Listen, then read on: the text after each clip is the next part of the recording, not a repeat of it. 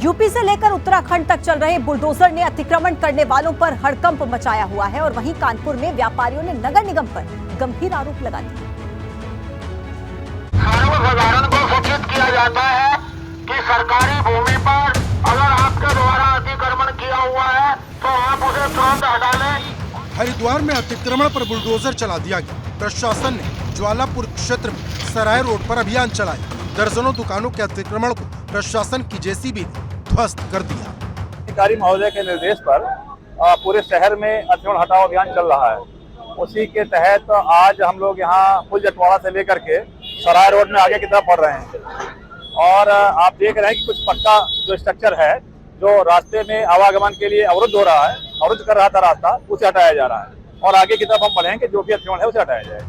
अभियान के दौरान अधिकारियों को स्थानीय लोगों के विरोध का भी सामना करना पड़ा। सिटी मजिस्ट्रेट ने कहा कि अतिक्रमण करने वालों को समय समय पर नोटिस दिए जा रहे हैं। अधिकारी महोदय के जैसे समय समय पर निर्देश थे कि पीडब्ल्यूडी की जितनी भी सड़कें हैं उसमें जो भी अतिक्रमण है, स्थायी हो अस्थायी हो, उसको हटाया जाए। उसके अंतर्गत आज सराय रोड पे जो है अतिक्रमण शुरू किया गया है। जितने भी चिन्हित अतिक्रमण थे उनको हटाया जा रहा है और सतत रूप से इसको हटाया जाएगा। कानपुर में नगर निगम टीम को रामबाग क्षेत्र में अतिक्रमण हटाने के दौरान विरोध का सामना करना पड़ा। इस दौरान स्थानीय लोगों ने दस्ते की प्रभारी पर वसूली के आरोप लगे। स्थानीय लोगों का कहना है कि अतिक्रमण के नाम पर व्यापारियों से जबरन वसूली की जाती है।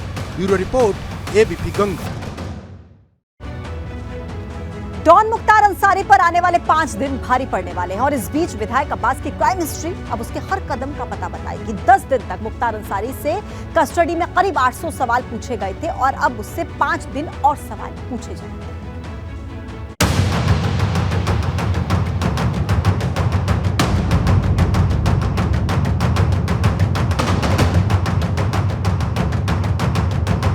और मुश्किल में डॉन मुख्तार, 5 दिन ईडी और पूछेगी सवाल।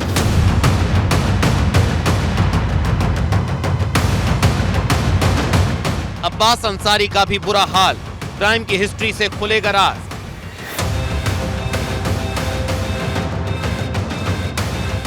डॉन मुख्तार से अभी 5 दिन ईडी और सवाल करेगी। ईडी ने मुख्तार अंसारी की कस्टडी रिमांड बढ़ाए जाने के लिए कोर्ट में अर्जी दी थी, जिसके बाद कोर्ट ने ईडी की कस्टडी रिमांड 5 दिनों के लिए बढ़ा दी है। पूर्वांचल के पूर्व बाहुबली विधायक मुख्तार अंसारी की मुश्किलें लगातार बढ़ती जा रही हैं। मनी लॉन्ड्रिंग केस में प्रयागराज की स्पेशल कोर्ट ने मुख्तार अंसारी की ईडी की कस्टडी रिमांड को बढ़ा दिया है। 5 दिनों के लिए ये मुख्तार अंसारी को ईडी की कस्टडी में और दे दिया गया है, यानी मुख्तार अंसारी अब 28 दिसंबर तक ईडी की कस्टडी में रहेगा। प्रयागराज में ईडी के इसी दफ्तर में मुख्तार अंसारी से पूछताछ की जाएगी। मुख्तार अंसारी को वीडियो कॉन्फ्रेंसिंग के जरिए पेश किया जाना था, लेकिन खराब इंटरनेट कनेक्टिविटी की वजह से वो नहीं जुड़ सका। लेकिन उसके वकीलों ने इस बात के लिए पूरा जोर लगा दिया कि ईडी को मुख्तार की कस्टडी हासिल ना हो। दरअसल मुख्तार अंसारी की 10 दिनों की ईडी की कस्टडी रिमांड आज खत्म हो रही थी। आज दोपहर 2 बजे के करीब उसे प्रयागराज की स्पेशल कोर्ट में पेश किया जाना था, लेकिन सुरक्षा कारणों से ईडी ने उसे सीधे तौर पर कोर्ट में पेश करने के बजाय वीडियो कॉन्फ्रेंसिंग के जरिए उसकी पेशी कराई। हालांकि नेटवर्क में दिक्कत होने की वजह से मुख्तार अंसारी वीडियो कॉन्फ्रेंसिंग से भी नहीं जुड़ पाया था। इस दौरान ईडी की टीम ने प्रयागराज की स्पेशल कोर्ट में एक अर्जी दी और अर्जी में ये दलील दी कि मुख्तार अंसारी पूछताछ में कोई खास सहयोग नहीं कर रहा है। तमाम ऐसे बिंदु हैं जिन पर अभी मुख्तार अंसारी से जवाब लिया जाना बाकी है, इसलिए मुख्तार अंसारी की कस्टडी रिमांड बढ़ा दी जाए। तो प्रयागराज की स्पेशल कोर्ट ने ईडी की इस अर्जी को मंजूर कर लिया और मुख्तार अंसारी को 5 दिनों के लिए एक बार फिर से ईडी की कस्टडी में दे दिया है। 10 दिन तक मुख्तार अंसारी से कस्टडी में करीब 800 सवाल पूछे गए थे। अब उससे 5 दिन और सवाल पूछे जाएंगे। सूत्रों के मुताबिक डॉन ने जांच एजेंसी को बरगलाने की पूरी कोशिश की। कई सवालों का जवाब उसने टाल दिया। कुछ सवालों के गोलमोल जवाब दिए तो कुछ के जवाब में जेल में होना गिना दिया।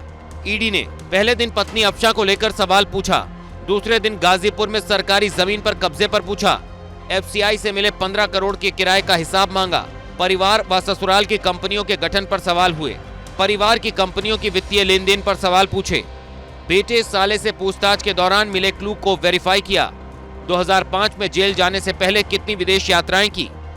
ईडी ने पूछा कि किन किन खाड़ी देशों में गया, दुबई जाने का उसका क्या मकसद था, दुबई में मुख्तार अंसारी कितने दिनों तक रुका था, दुबई में किन किन लोगों से मुख्तार अंसारी मिला, देश भर में खरीदी गई उसकी संपत्तियों पर सवाल हुए, जेल में बंद बीएसपी सांसद अतुल राय से रिश्तों पर सवाल पूछे, विधायक निधि के दुरुपयोग को लेकर भी पूछताछ हुई। करें तो मुख्तार अंसारी से ईडी की टीम ने उसकी फरार पत्नी अफसा अंसारी के साथ साथ संपत्तियों, विधायक निधि के दुरुपयोग, बाहुबली सांसद अतुल राय से रिश्तों, इसके साथ साथ अगर हम बात करें तो जो कंपनियां गठित की गई थी, चाहे वो मुख्तार अंसारी के परिवार की विकास कंस्ट्रक्शन हो, चाहे ससुराल की आगाज़ कंस्ट्रक्शन हो, उसके गठन के बारे में, वित्तीय लेन देन के बारे में, बैंक ट्रांजैक्शन के बारे में, तमाम ऐसे पहलू थे जिस पर ईडी की टीम ने पूछताछ की थी। इधर मुख्तार अंसारी के विधायक बेटे अब्बास अंसारी की मुश्किलें भी बढ़ गई हैं। विधायक अब्बास अंसारी की मोहम्मदाबाद थाने में क्राइम हिस्ट्री शीट खोली गई है। उसी आरोपों के इनकी आपराधिक गतिविधियों को और आपराधिक इतिहास को देखते हुए जनपद गाजीपुर से हिस्ट्री शीट खोली गई है ताकि इन पर निरंतर निगरानी रखी जा सके। पुलिस ने यह कार्रवाई अब्बास अंसारी की निगरानी के लिए किया है। अब्बास अंसारी पर गाजीपुर, मऊ और लखनऊ में संगीन अपराधों में कई केस दर्ज हैं। प्रयागराज से मोहम्मद मोइन के साथ एबीपी गंगा के लिए गाजीपुर से ब्यूरो रिपोर्ट।